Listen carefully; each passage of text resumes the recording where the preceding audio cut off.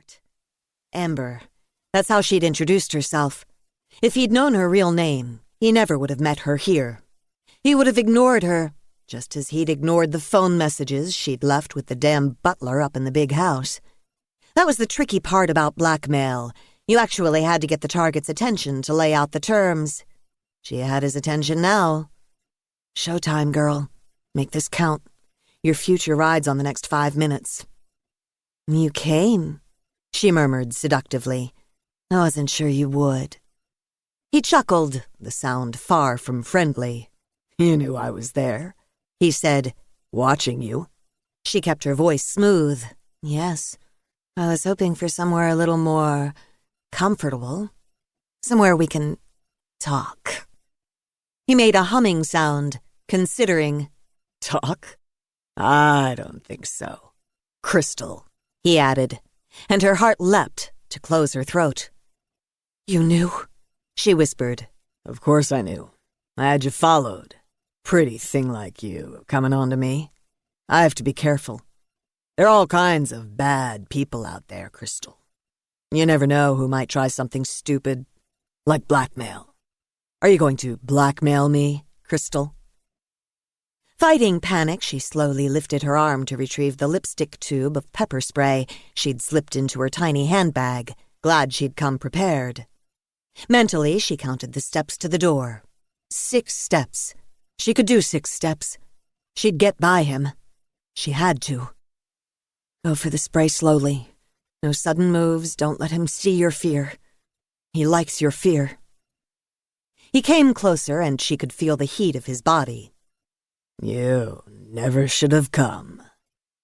There was a mocking lilt to his voice that chilled her to the bone.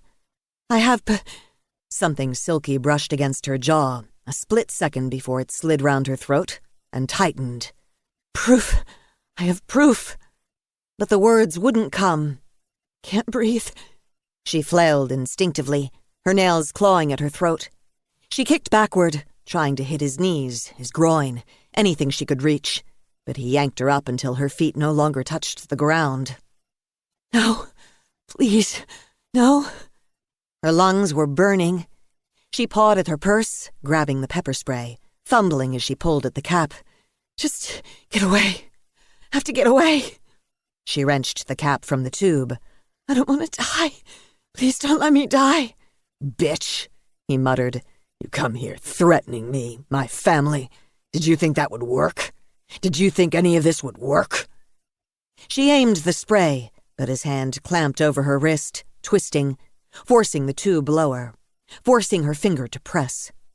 New pain shot through her eyes, burning, blinding her. She screamed, but her voice was trapped. She was trapped. She dropped the tube, her hands desperately rubbing her eyes. Make it stop. Please make it. He stepped back, breathing hard. Her hands swung limply at her sides. He dropped her to the floor. She was dead. He'd killed her. I did it.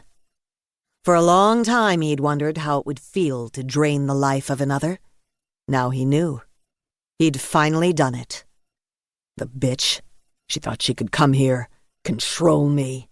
She'd learned, the hard way. Nobody controls me. He wadded the silk scarf with which he'd choked her, shoved it in his pocket, leaned over to scoop her purse from the floor and hid it under his coat. He opened the door a fraction. Nobody was coming. Nobody was watching. Everyone was partying, having a great time. The music of the band would have covered any sounds they'd made. He slipped from the shed and disappeared behind the hedge.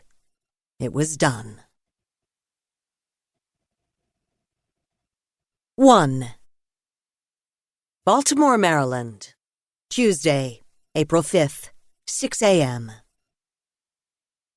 Paige Holden pulled her pickup into the last parking place in the lot, a scowl on her face. Of course it was the one farthest from her apartment. Of course it was raining.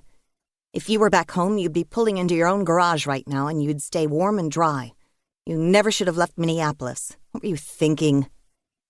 It was the mocking voice. She hated the mocking voice. It seemed to slither into her mind when she was least